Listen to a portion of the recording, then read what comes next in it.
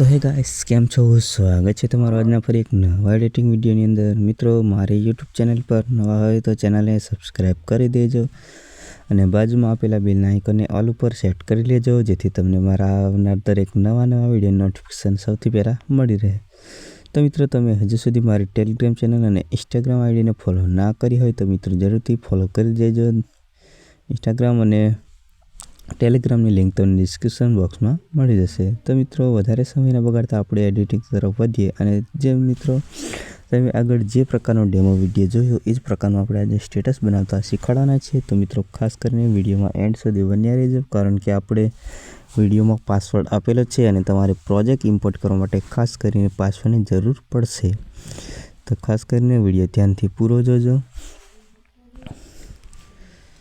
તો મિત્રો, તમે પાસવર્ડ નાખ્યા બાદ તમે પ્રોજેક્ટ ઇમ્પોર્ટ કરશો એટલે કે તમારે આ પ્રકારનું ઇન્ટરફેસ ખુલી જશે. તો તમે જોઈ શકો છો અહીંયા.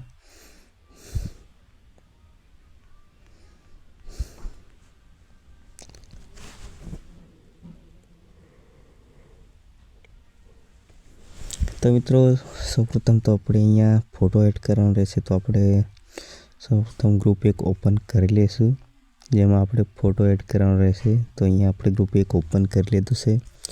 ત્યારબાદ મિત્રો, પ્લસની નિશાની પર ક્લિક કરી આપણે ગેલેરી ઓપન કરી લેવાના છે અને ત્યારબાદ આપણે ફોટોની ફાઇલમાં જવાનું રહેશે. ત્યારબાદ આપણે ફોટો સિલેક્ટ કરી લઈશું મિત્રો. ત્યારબાદ આપણે 3 ડોટ ઉપર ક્લિક કરી ફોટોને ફૂલ સ્ક્રીન કરી લઈશું.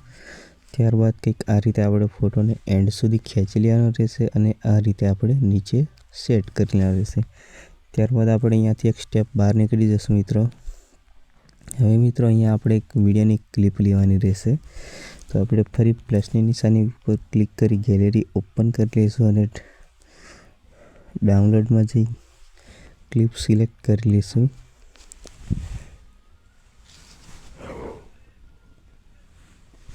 ત્યારબાદ ક્લિપને આપણે ફૂલ સ્ક્રીન કરી લઈશું મિત્રો. ત્યારબાદ એને આપણે બેન્ડિંગ ઓપેસિટીમાં જઈને એને લાઇટ કરી લઈશું.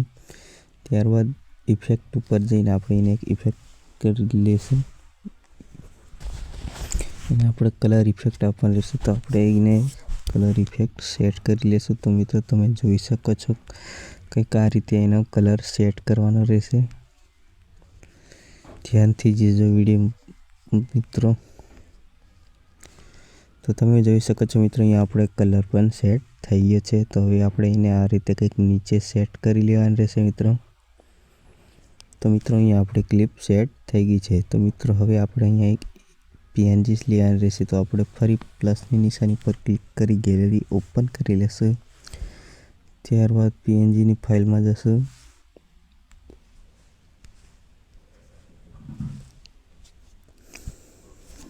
ત્યારબાદ PNGને આપણે થોડી ઉપરની સાઈડે સેટ કરી લઈશું અને સાઈઝ થોડી નાની કરી લઈશું.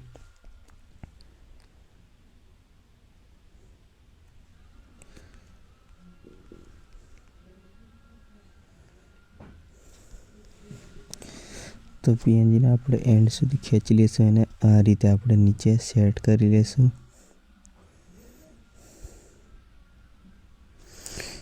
ત્યારબાદ એને પણ આપણે કલર ઇફેક્ટ આપી દઈશું મિત્રો.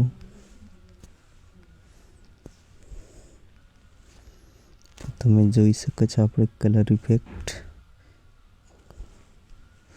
થઈ ગઈ છે.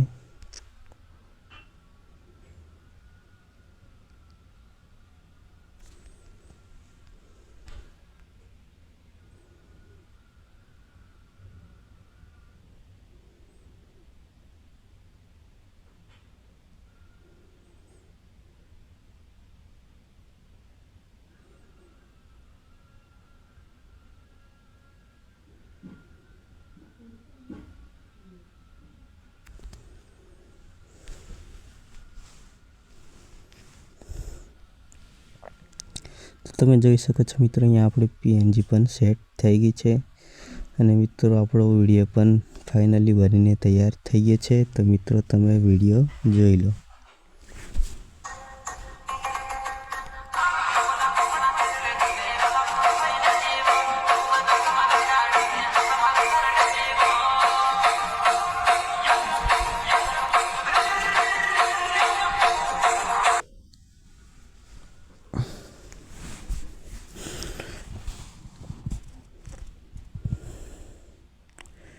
તો મિત્રો વિડીયો તમને પસંદ આવે તો કોમેન્ટમાં તમારું ફેવરેટ ઇમોજી કોમેન્ટ કરી દેજો. અને મિત્રો આપણે હવે વિડીયો એક્સપોર્ટ કરી લેશું.